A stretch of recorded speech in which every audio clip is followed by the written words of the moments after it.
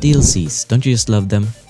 No you don't? Well, I still think you will find this video pretty interesting since we'll be ranking these things from worst to best, taking every single thing into account. Coasters, scenery pieces, cost, flat rides, all combined with my personal thoughts and feelings. It is going to be great. Trust me. Just to clarify a little bit, as with any other ranking, it will still be really objective and your list might completely differ from mine. And another thing that I wanted to clarify as well is that this will be a very brief overview of what you get from each package, so don't expect any deep analysis from this video.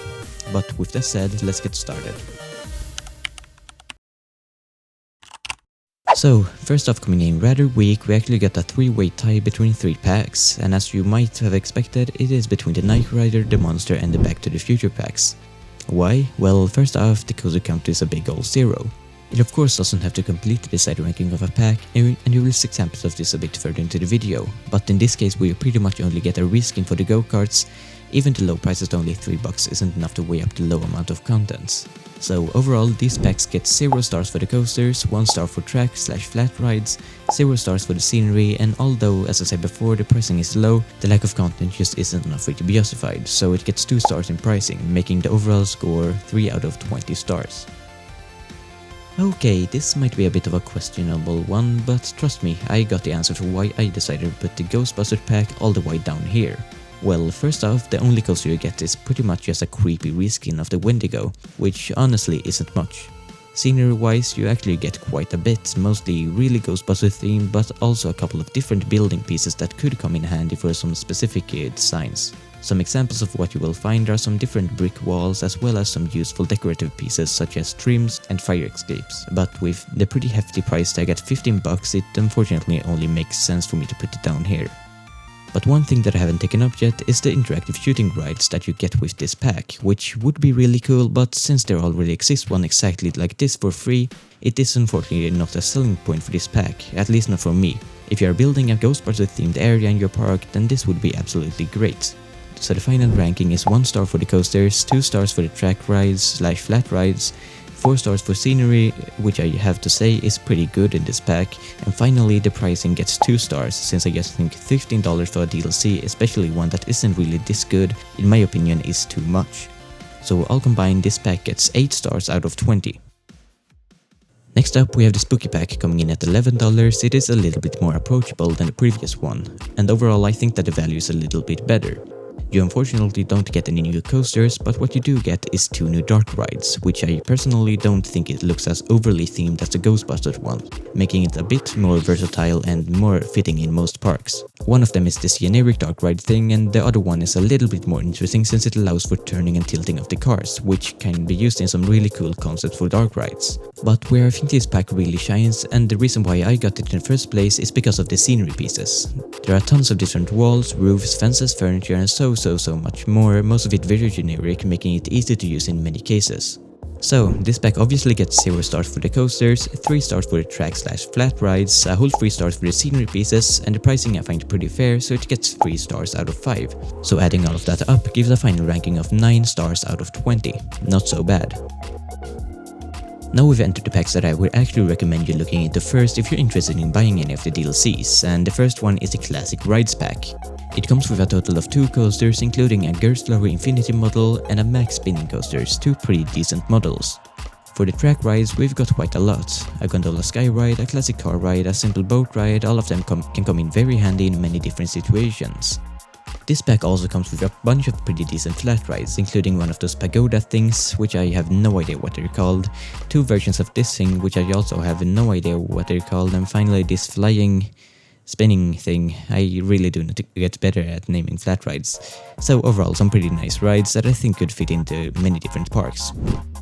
So let's rate this pack, starting off as usual with the coaster, where I decided to give this pack 4 stars since it has some pretty nice models. For the track/flat rides, I gave it a whole 3 stars. Since there are no decorative pieces, it obviously gets 0 stars in the scenery, and for the pricing I gave it 4 stars, landing on a total of 11 out of 20 stars. I just realized that this video is starting to get really long, so I'm just going to try to speed this up a little bit because there are a lot of packs left on our list, and the one coming up right now is Adventure Pack, which is one of my personal favorites. It has one Swinging Mine Train coaster, which is very cool, but probably something that you will rarely use. For the track rides, we got a pretty generic boat ride, once again really easy to fit into your park. But the rides aren't what's so amazing about this pack, it's the scenery pieces that you get that makes this pack so great. You get an abundance of foliage, which is pretty much great for everything, and tons of non-grid simple walls and shapes, which works really well for building complex structures. All in all, perfect if you like to put a lot of effort into making each building perfect. And now onto the ratings. The coasters get 2 stars, track/flat rides also 2 stars, scenery pieces and easy 5 stars, and the pricing at $11 get 4 stars out of 5, all adding up to 13 out of 20 stars. The pack coming up next is a World's Fair pack, costing as with most other packs $11. It has 2 pretty decent coasters, both being launched motorcycle rides with no real difference except of the motorcycle models. It doesn't have any flat rides, but what it does have a lot of is scenery pieces. If you want new building styles, then this is the pack you should get. It comes with so many new great styles, fully decked out with everything from walls, roofs and other decorative pieces. It also comes with tons of food shops, boosting the pack a little more. So the coasters in this pack I personally don't really find that great and only gets 2 stars. There aren't really any track rides, so it gets 0 stars in that category. It gets an obvious 5 stars for the scenery, and I would also give this pack 5 stars when it comes to the pricing, mostly due to the huge amount of building pieces that you get in this pack, landing the overall score at 13 out of 20 stars, tied up with the last pack on our list. Next up we got the Studio Pack at $11. Unfortunately it doesn't come with any new coasters, but what it does come with are some pretty good flat and track rides. The flat ride that you get I think is called something like Horror Heights, and is basically just a towering dark ride in a flat ride format thingy. It's hard for me to explain, but I'll try to put some videos of it up on the screen so that you can watch and see how it works. It comes with 2 track rides, which are a bus, and the other one is some sort of robotic arm thingy. You know what, I'll just put them up on the screen and show you. These are pretty hard to explain, but something that isn't hard to explain is the scenery, which is simply amazing. Would give it 6 out of 5 stars if possible. If you like building realistic parks, then this is a must buy. You get tons of different backstage items, chain link fences and so much more. The final rating is a 0 for the coasters, 4 for the track/flat rides, 5 for the scenery and also 5 stars for the pricing, so overall 14 out of 20 stars. The Magnificent Rides pack is next up on our list and once again costs $11. It has 3 coasters, which has an old school Vekoma SLC, a Mack launch coaster and a Schwarzkopf looping coaster, all very nice models. It has tons of flat rides as well, but I'm not going to show every single one of them, since would just take up too much time, but they are mostly very old models, similar to what you would find at a typical traveling fair. It comes with barely any scenery pieces, only 2 backdrops for one of the flat rides, which is a pretty nice addition. The rating for this pack will be 4 stars for the coasters, 5 stars for the track/flat rides, 1 star for the scenery pieces and 5 stars for the pricing, all adding up to 15 stars out of 20, thereby putting it in 2nd place after the pack with the highest rating, which is the Vintage pack. This pack, once again coming in at $11, brings 5 new flat rides. I'll put some of them up on the screen, but if you're looking for a more in-depth review, then this is not the right place, as you've probably noticed by the previous packs. It has 2 new coasters, one of them being an old school wooden coaster as well as a bobsled coaster, which is something completely new that we haven't seen before. As well as many new rides, this pack also comes with tons and tons of scenery pieces.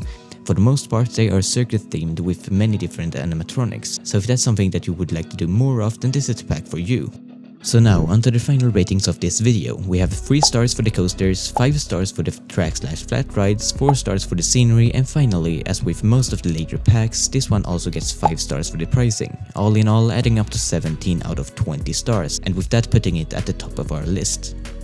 There we go, all 11 different paid DLCs finally ranked from worst to best. I hope you enjoyed watching this and maybe even get a better idea of which one you should buy first.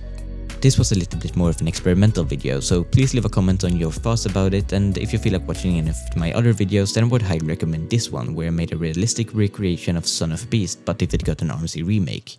But with all that said, thank you so much for watching, and I'll see you again in the next one.